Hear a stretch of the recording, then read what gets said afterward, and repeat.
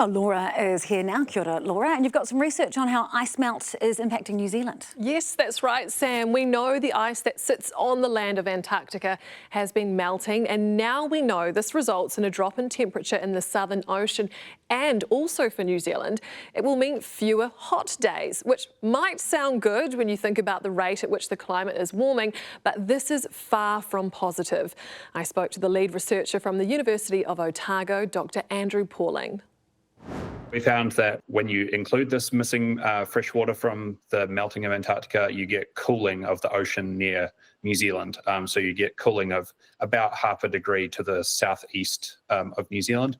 It will be felt by the end of the century. And then into the future, it also has important impacts on the oceanic conditions around New Zealand that are important for marine life and fisheries, so that it offsets some of the projected changes due to global warming into the future slightly. It doesn't fully cancel them out. So slightly less warming than has been previously thought, but this isn't a good thing. We know the Antarctic is melting and that will contribute to sea level rise, and this doesn't change that at all.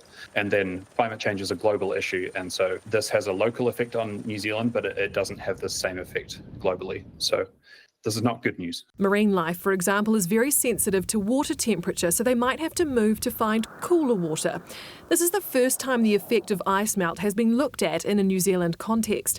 They found it wasn't just ocean temperatures that would change. We did see a small effect on the projected number in heat extremes by the end of the century as well. Previously, models of hot days, 25 degrees and above, were projected to increase by about 27 days per year by the end of the century. When we included this fresh water, that was reduced by about 2 days per year. So it's a small effect, but it was there. And that was particularly important in the North Island. Now the task is to use the ice melt data and see what results come using different climate models. Our group is part of an international collaboration to compare the output of all of these different models. And so hopefully over the next year, we will be bringing out results from that work. And we will bring that to you when that comes. And it was a fairly settled day in New Zealand today, but north of us, there are 2 tropical cyclones, Ray and Alfred, and potentially a third forming later in the week. Category 1 Alfred is over the Coral Sea, and Australia is keeping an eye on that. It's expected to move offshore to the north of Queensland's coast. But tropical cyclone Ray is to the east of Nandi, moving south-southwest past Fiji's outer islands and to the west of Tonga. Back here, and there is a severe rain watch unrelated to the cyclones. I'll tell you where after sport. We'll see you then. Thanks, Laura.